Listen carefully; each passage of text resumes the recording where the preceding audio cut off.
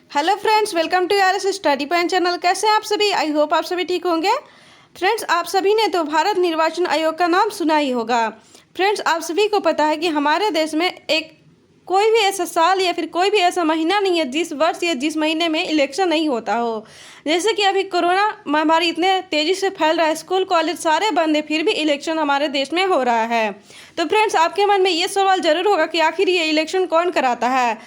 तो फ्रेंड्स, ध्यान रखिएगा, हमारे देश में इलेक्शन भारत निर्वाचन आयोग कराता है। आज के इस वीडियो में हम आपको बताने वाले हैं कि आखिर भारत निर्वाचन आयोग क्या है, इसकी संरचना क्या है और यह कौन कौन सा कार्य करता है और इसका हमारे देश में महत्व क्या है। और वीडियो के लास्ट में हम आपको एमसीक्यूज भी बताएंगे और साथ में हम आपको ये भी बताएंगे कि आखिर भारत निर्वाचन आयोग के समक्ष कौन कौन सी चुनौतियां हैं। तो फ्रेंड्स, आप सभी हमारे साथ शुरू से लेकर के अंत तक जुड़े रहे ताकि आपका कोई भी क्वेश्चन मिस ना हो पाए और कोई भी पॉइंट मिस ना हो पाए, क्योंकि ये वीडियो सारे कॉम्पिटिटिव एग्जाम के लिए बहुत ही महत्वपूर्ण है। तो चलिए फ्रेंड्स, बिना कोई देरी किए हुए हम वीडियो स्टार्ट करते हैं। सबसे पहले हम आपको बताते हैं कि आखिर भारत निर्वाचन आयोग क्या है। तो फ्रेंड्स, ध्यान रखिएगा, भारत निर्वाचन आयोग, जिसे चुनाव आयोग के नाम से भी जाना जाता है, यह एक स्वायत्त और संवैधानिक निकाय है जो संविधान के आर्टिकल 324 के तहत भारत में होने वाले चुनावों और चुनावी प्रक्रिया के लिए जिम्मेदार है। तो फ्रेंड्स, ध्यान रखिएगा, हमारे देश में जो भी चुनाव होते हैं उसका जिम्मेदार निर्वाचन आयोग होता है। यह भारत में संघ और राज्य चुनाव प्रक्रियाओं का संचालन करता है। यह हमारे देश में लोकसभा, राज्यसभा, राज्य विधानसभाओं, राष्ट्रपति और उपराष्ट्रपति के चुनाव का संचालन करता है। और फ्रेंड्स, ध्यान रखिएगा, हमारे देश में जो ग्राम पंचायत चुनाव होते हैं उसका संचालन चुनाव आयोग के द्वारा नहीं किया जाता है। देश की उच्च न्यायपालिका, केंद्रीय लोक सेवा आयोग और भारत के कंट्रोलर और ऑडिटर जनरल के अलावा निर्वाचन आयोग ही ऐसी संस्था है जो स्वायत्त और स्वतंत्र है। फ्रेंड्स, ध्यान रखिएगा, चुनाव आयोग की स्थापना 25 जनवरी 1950 को संविधान के अनुसार की गई थी। इसलिए हर वर्ष 25 जनवरी को हमारे देश में राष्ट्रीय मतदाता दिवस के रूप में मनाया जाता है। और चुनाव आयोग का मुख्यालय अशोक रोड, नई दिल्ली में स्थित है। चलिए फ्रेंड्स, अब हम आपको बताते हैं चुनाव आयोग की पृष्ठभूमि। तो फ्रेंड्स, ध्यान रखिएगा कि वर्तमान में भारतीय संविधान में 25 भाग, 470 अनुच्छेद और 12 अनुसूचियां हैं, जिसमें भारतीय संविधान का भाग 15 चुनावों से संबंधित है। फ्रेंड्स, ध्यान रखिएगा, हमारे संविधान का भाग 15 चुनाव से संबंधित है, जिसमें चुनावों के संचालन के लिए एक आयोग की स्थापना करने की बात कही गई है। संविधान के अनुच्छेद 324 से 329 तक चुनाव आयोग की कार्यकाल, शक्तियों और पात्रता आदि का वर्णन किया गया है। चलिए फ्रेंड्स, अब हम आपको बताते हैं संविधान में चुनाव से संबंधित अनुच्छेद कौन कौन से हैं और उसमें क्या कहा गया है।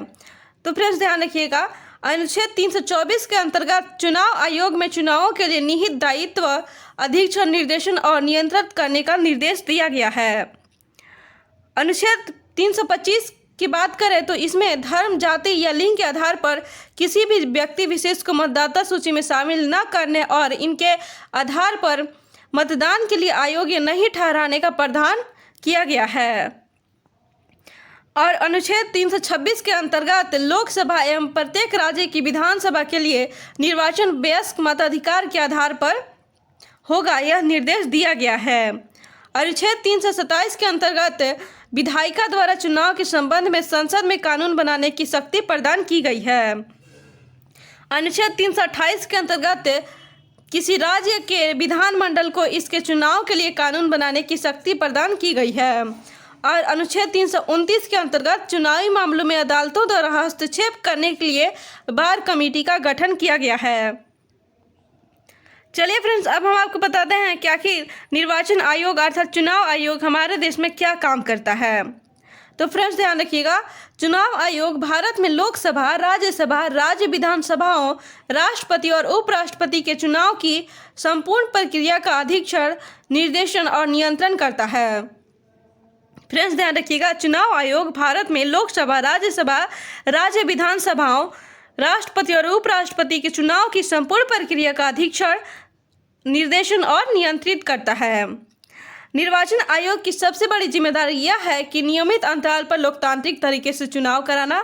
तो फ्रेंड्स ध्यान रखिएगा कि निर्वाचन आयोग का सबसे बड़ा काम यही है कि नियमित अंतराल पर लोकतांत्रिक तरीके से चुनाव कराना। इसीलिए कोरोना महामारी इतना तेजी से फैलने के बाद भी हमारे देश में चुनाव कराया जा रहा है।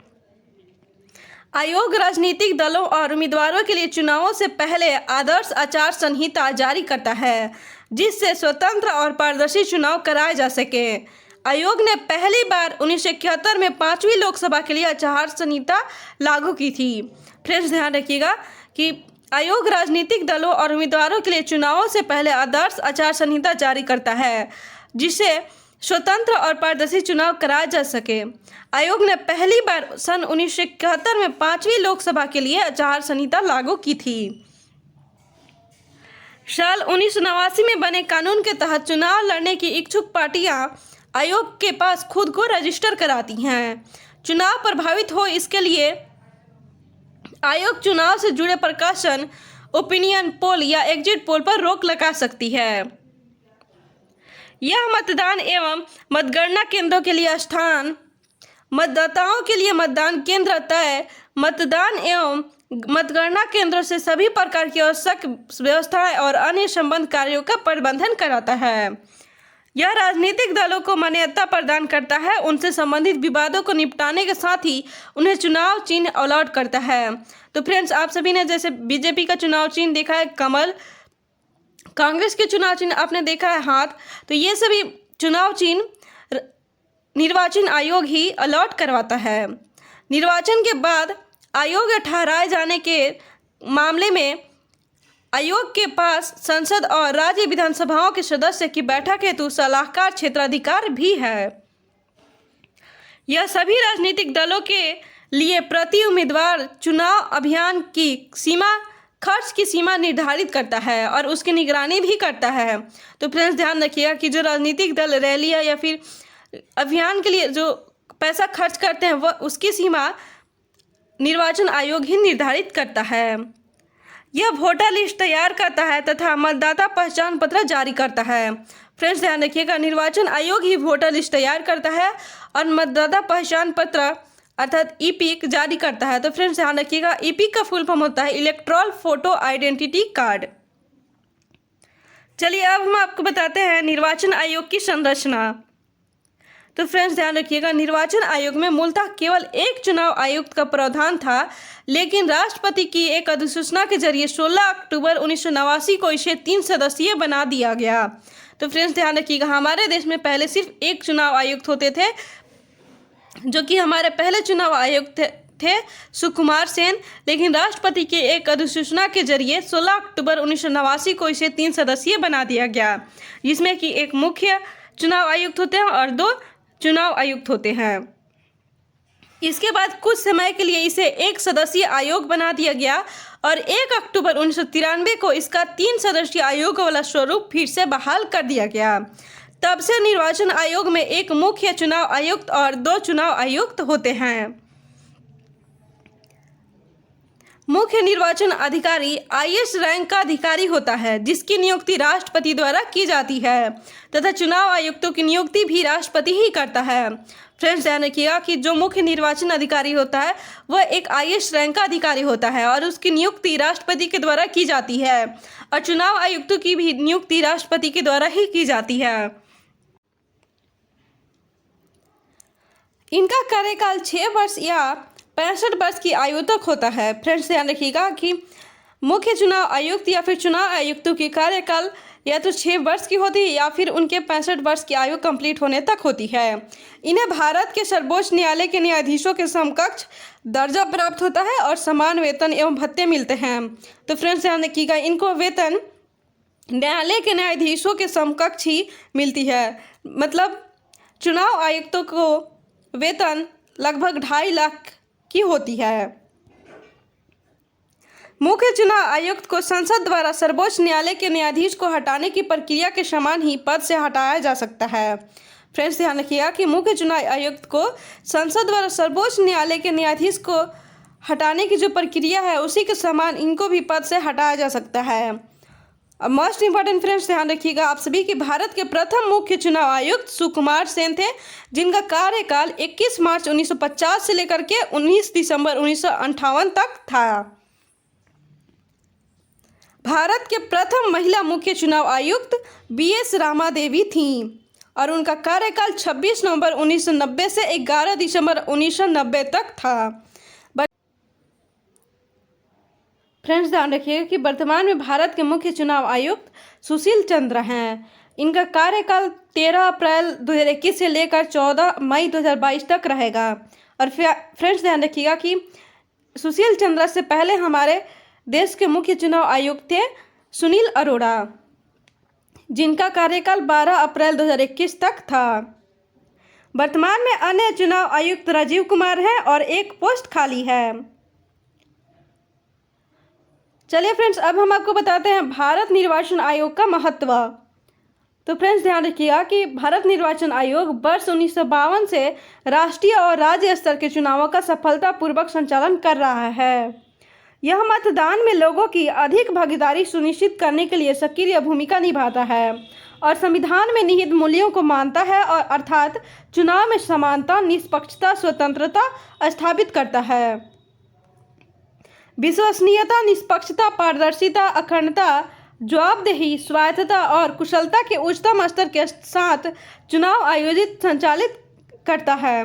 फ्रेंड्स ध्यान रखिएगा, चुनाव आयोग ही विश्वसनीयता, निष्पक्षता, पारदर्शिता, अखंडता, जवाबदेही, स्वायत्तता और कुशलता के उच्चतम स्तर के साथ चुनाव आयोजित या संचालित करता है।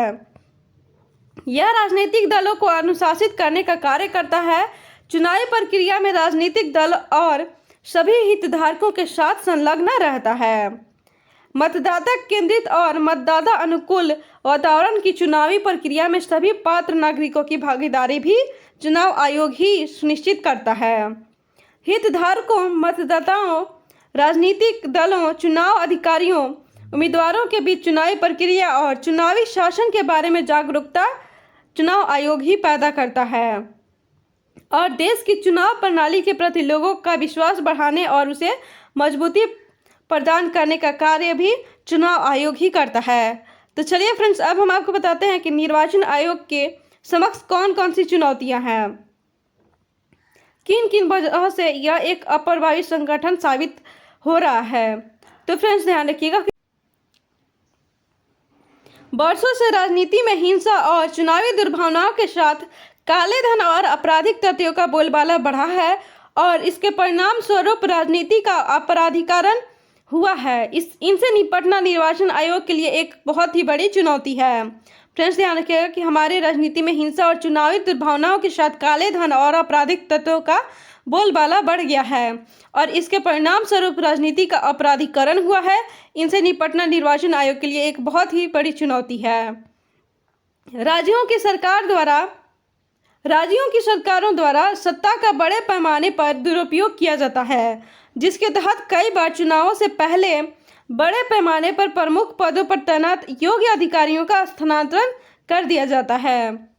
यह भी एक बहुत बड़ी चुनौती है निर्वाचन आयोग के सामने।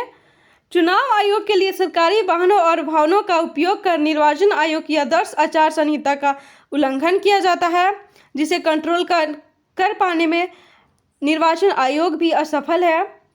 निर्वाचन आयोग के पास राजनीतिक दलों को विनियमित करने के लिए पर्याप्त शक्तियां नहीं हैं। किसी राजनीतिक दल के आंतरिक लोकतंत्र और पार्टी के वित्तीय विनियमन को सुनिश्चित करने की भी कोई शक्ति निर्वाचन आयोग के पास नहीं है। फ्रेंड्स ध्यान रखिएगा, किसी भी राजनीतिक दल के आंतरिक लोकतंत्र और पार्टी के वित्तीय विनियमन को सुनिश्चित करने की कोई भी शक्ति निर्वाचन आयोग के पास नहीं है। मुख्य चुनाव आयुक्त और अन्य 2 आयुक्तों के चुनाव में प्रमुख संस्थागत कमियों में से एक है कम पारदर्शिता का होना, क्योंकि इनका चयन मौजूदा सरकार की पसंद पर आधारित होता है। इसके अलावा ईवीएम में भी खराबी, हैक होने और वोट दर्ज न होने जैसे आरोपों से भी निर्वाचन आयोग के प्रति आम जनता के विश्वास में कमी आती है। वर्तमान समय में सत्ताधारी दल के पक्ष में निचले स्तर पर नौकरशाही की मिलीभगत के खिलाफ सतर्क रहने की आयोग के सामने बहुत बड़ी चुनौती है। फ्रेंड्स ध्यान रखिएगा कि वर्तमान में सत्ताधारी दल के पक्ष में निचले स्तर पर नौकरशाही की मिलीभगत के खिलाफ सतर्क रहने की आयोग के सामने भी एक बहुत ही बड़ी चुनौती है। आयोग के जनादेश और जनादेश का समर्थन करने वाली प्रक्रियाओं को और अधिक कानूनी समर्थन प्रदान करने की आवश्यकता है और साथ ही नैतिकता सुनिश्चित करने के लिए आवश्यक है कि सक्षम और योग्य व्यक्ति उच्च पदों का दायित्व संभाले। तो फ्रेंड्स ये सभी हैं निर्वाचन आयोग के सामने चुनौतियां। हमने आपको निर्वाचन आयोग क्या है, चुनाव आयोग की पृष्ठभूमि, भारत संविधान में चुनाव से संबंधित अनुच्छेद, निर्वाचन आयोग का कार्य, उसकी संरचना, उसका महत्व और उनकी चुनौतियों को बता दिया है। तो चलिए फ्रेंड्स अब हम आपको बताते हैं निर्वाचन आयोग से संबंधित MCQs को। तो फ्रेंड्स पहला क्वेश्चन है कि निर्वाचन आयोग में कुल कितने मुख्य पदाधिकारी हैं। ऑप्शन है 6, 5, 4 या 3। इसका आंसर होगा ऑप्शन नंबर डी 3। फ्रेंड्स ध्यान रखिएगा कि निर्वाचन आयोग में कुल 3 मुख्य पदाधिकारी होते हैं, जिसमें से एक मुख्य चुनाव आयुक्त होता है और 2 अन्य चुनाव आयुक्त होते हैं। निम्न में से किसका चुनाव मुख्य चुनाव आयुक्त की देखरेख में नहीं होता है। ऑप्शन है ग्राम पंचायत, विधानसभा, लोकसभा या राष्ट्रपति। इसका आंसर होगा option number A gram panchayat. Friends ध्यान रखिएगा कि ग्राम पंचायत का चुनाव मुख्य चुनाव आयुक्त की देखरेख में नहीं होता है। तो चलिए फ्रेंड्स अब देखते हैं नेक्स्ट क्वेश्चन। नेक्स्ट है प्रादेशिक निर्वाचन आयुक्त को किसकी सिफारिश के आधार पर हटाया जा सकता है। ऑप्शन है राष्ट्रपति, उपराष्ट्रपति, मुख्य चुनाव आयुक्त या राज्यपाल।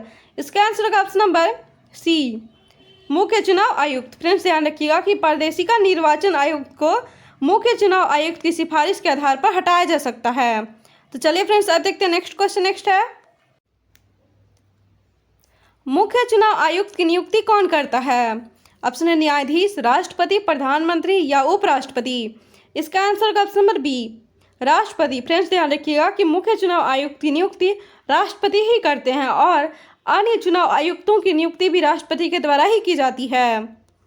थैंक यू फ्रेंड्स, हमने आपको निर्वाचन आयोग के बारे में सभी इंपॉर्टेंट जानकारियाँ दे दी है। अगर आपको ये वीडियो अच्छी और हेल्पफुल लगी हो तो लाइक कर दीजिएगा, अपने दोस्तों के साथ शेयर कर दीजिए और अभी तक इस चैनल को सब्सक्राइब नहीं किया है तो ऐसी ही हेल्पफुल वीडियो देखते रहने के लिए हमारे चैनल को सब्सक्राइब कर दीजिए और बेल आइकन को प्रेस करना ना भूलें, जिससे आपको लेटेस्ट अपडेट का नोटिफिकेशन मिलती रहेगी। और फ्रेंड्स ये वीडियो आपको कैसी लगी कमेंट सेक्शन में कमेंट करके जरूर बताइएगा और साथ ही अभी भी आपके मन में कोई निर्वाचन आयोग से संबंधित कोई क्वेश्चन हो तो ये भी आप कमेंट सेक्शन में कमेंट करके बता सकते हैं, हम आपके सारे सवालों का जवाब अवश्य देंगे। तो चलिए फ्रेंड्स अब मिलते हैं नेक्स्ट वीडियो में।